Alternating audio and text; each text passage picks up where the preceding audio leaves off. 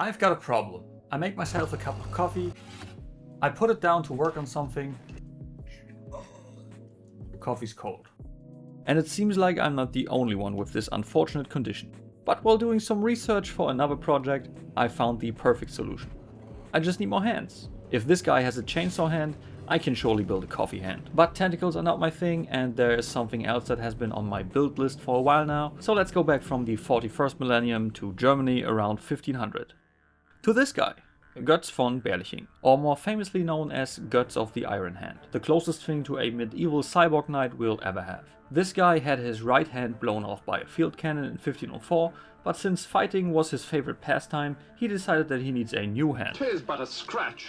Which is why he had two iron hands made for him. The first being a bit more basic, which only allowed to move 2 fingers at a time, and the second one is just fascinating. This one was made around 1530 and had 3 joints in each finger and basically operated like a flintlock rifle, where a ratchet locks against some kind of resistance and springs back with the press of a button. And it was designed to fit into his armor. Sounds pretty cool, but wear and tear shows that Götz mostly used his first hand because the second one was very heavy and also pretty loud. Which is why I'll make mine out of plywood. I'm trying to do roughly the same mechanism, but I'll adjust it to be laser cut. For the design I used light burn, which definitely isn't the best way of doing it, but by now I know my way around the program, so it beats having to learn a new one. So here's what I got in mind. You can see the similarities between this and the original design. I've just added some more room for the springs I'll be using, and also slightly changed the way the segments lock and open.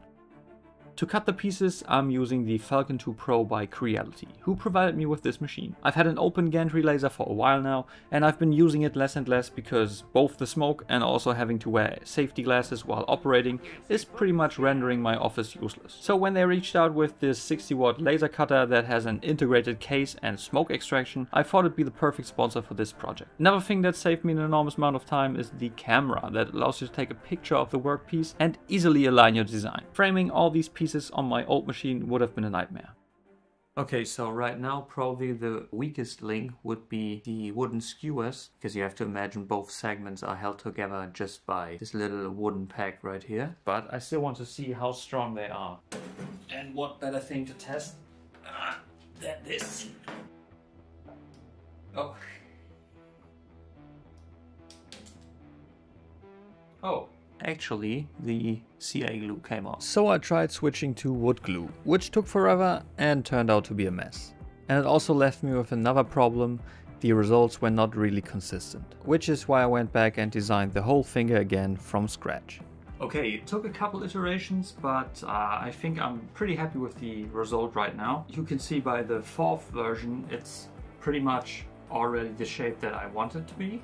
Printing it again, because I have to, I think this one I did with CA glue, this one was the wood glue, and you can see just slight variations in layer alignment really lead to them not really, you can see this one, the ratchet doesn't work because, I don't know, something got stuck. Yeah, that's why I redid the whole thing again. This is what came out of it. Pretty happy with this. So let's print a couple of them. With the prototype figured out, I switched the Falcon2 Pro from the quicker, powerful 60-watt mode to the normal 40-watt mode, which reduces the laser spot size and makes the cuts more precise, especially the 6mm plywood.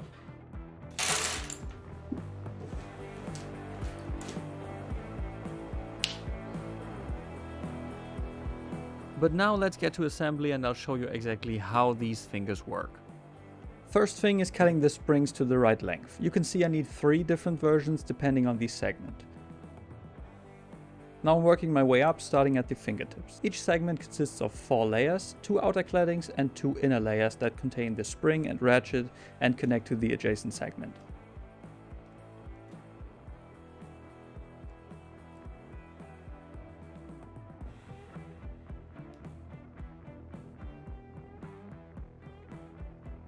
With the fingertip done, I need the next segment. This recess is containing the spring, so that rotating the next segment creates a tension between both segments.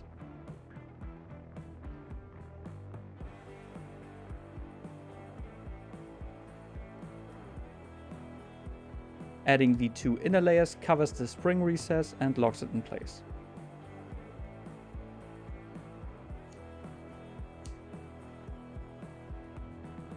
Now I can install the spring on the next segment and fiddle it through the ratchet of this segment as well. This spring tensions both the rotation between the segments as well as the trigger for the release of the fingertip segment. And the last spring is the most complicated. Just like the last one, it tensions the two segments and the next release trigger, but it also tensions the release trigger of its own segment. And now to add the release triggers. Here's another look at the spring that keeps the tension.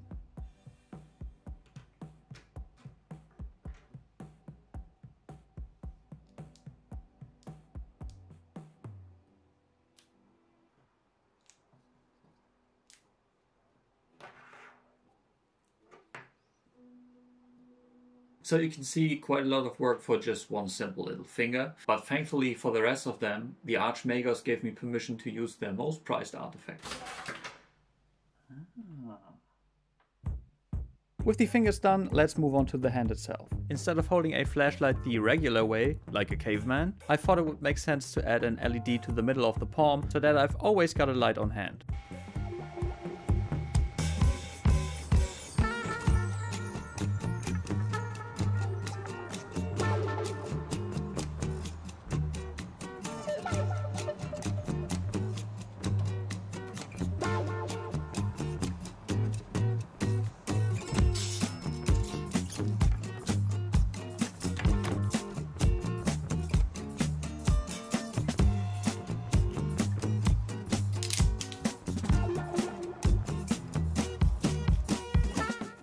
Okay, so now I've cut this atrocity, which fits perfectly in here,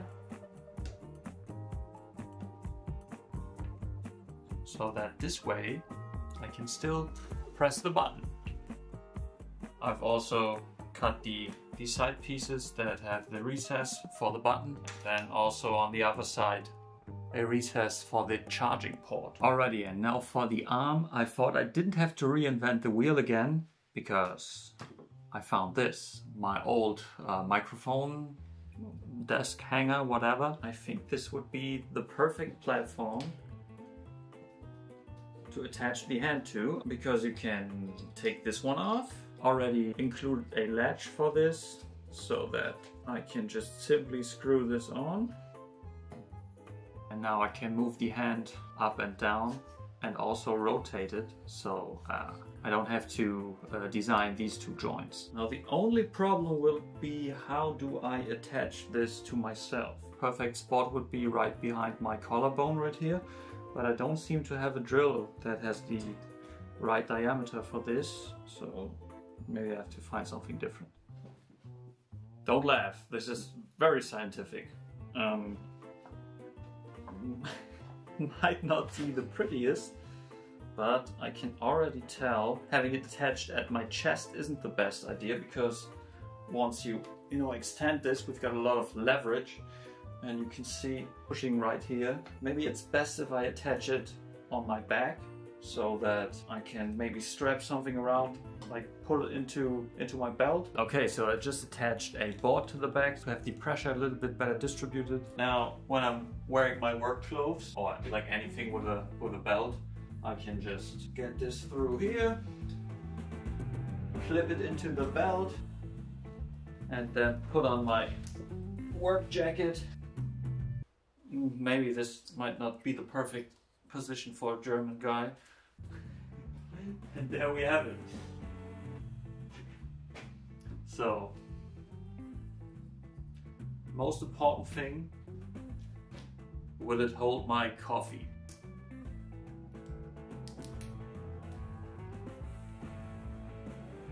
Okay. Got the coffee secured, then, drinking.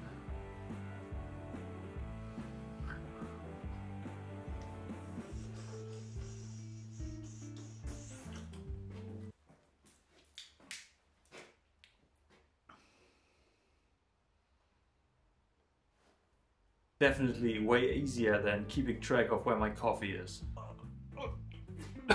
Success. Great success. The art makers will be very proud of me. Of course, just as important, the light feature. So pressing the button right here.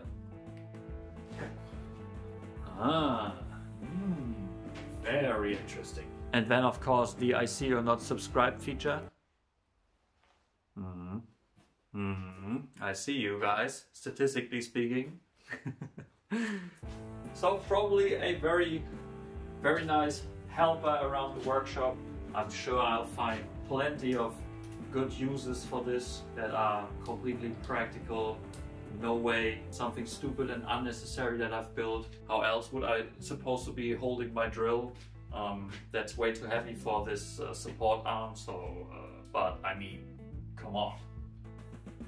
Hook it to my belt? I don't think so. Just grabbing stuff is a bit boring, which is why I designed the fingers to be easily exchangeable for specialty fingers. Like this one that doesn't have a lock, so it always shows everyone this cute little bird. Now if you're working somewhere with this many lights, you'll probably need one of these. Need a light? And of course, as a little tribute to the iron hand, we've got the iron finger. So yeah, I think I'll find plenty of work cases for this arm, probably. So what kind of specialty finger would you put on this arm? Let me know in the comments below. I'm sure you'll see this thing plenty of times in the future. Okay, I hope that you liked the video. If you want to build this thing, I'll put the Lightburn files up on my website.